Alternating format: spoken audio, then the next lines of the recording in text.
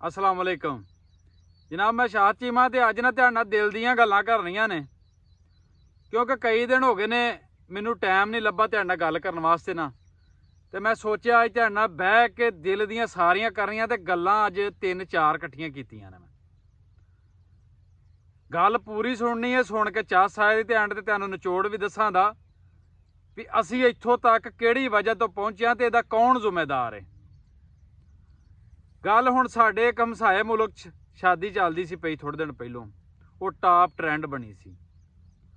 उधरों अज गल करनी है सिंगापुर की, ते नाले जिहड़ा हुण साडे आ राशन तकसीम होण डिया इहदी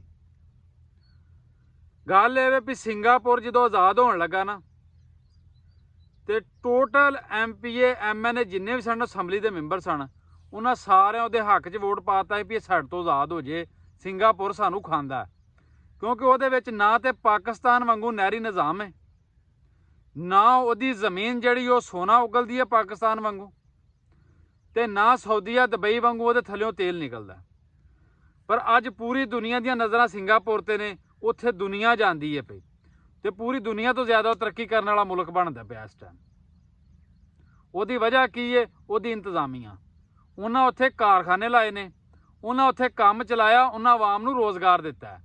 ये नहीं किया भी इन्हां नूं 5-5 10-10 हज़ार रुपया महीने बाद दे दिओ ते बेकारी बन के घरां दे विच बह जाण।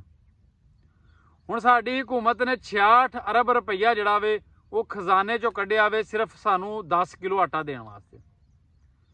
जे ते देना ते गरीब नूं इन्ना दवो कि गरीब दा कोई 2-4 महीने का राशन तो होवे ना।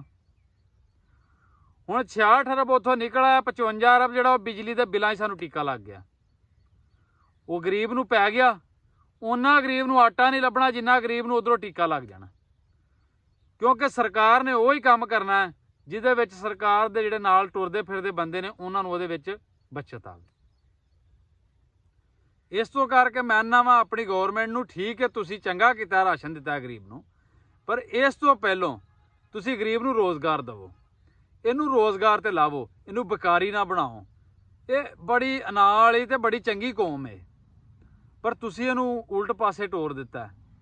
असल तुसीं मकसद ही भुल गए भी असीं आज़ादी काहदे वास्ते लई सी। आज़ादी लई सी एक अजीम कौम बनने वास्ते। असीं अजीम कौम आ, ईमानदार कौम आ, पाकिस्तान नूं मुहब्बत करने वाली कौम आ, पर सानू गलत पासे टोर दिता गया।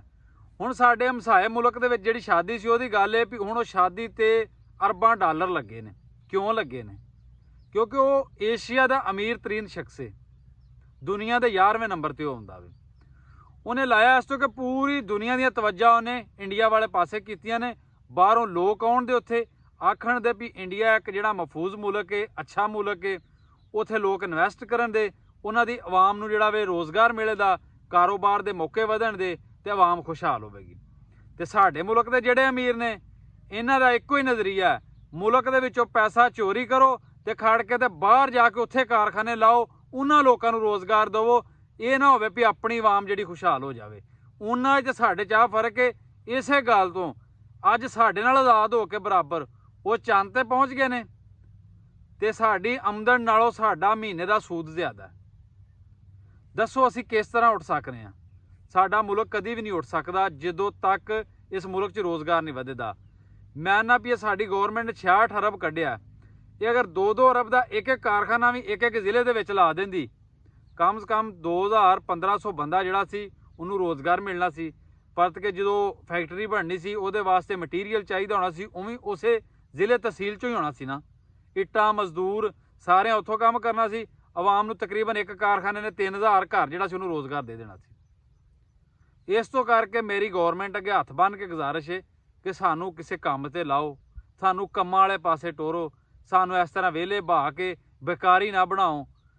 बाकी मैनू उम्मीद है कि मुल्क जरूर तरक्की करेगा एक दिन, इंशाअल्लाह। हसदे रहो, वसदे रहो, एक दिन अगर जिंदगी रही तो फिर मिलांगे।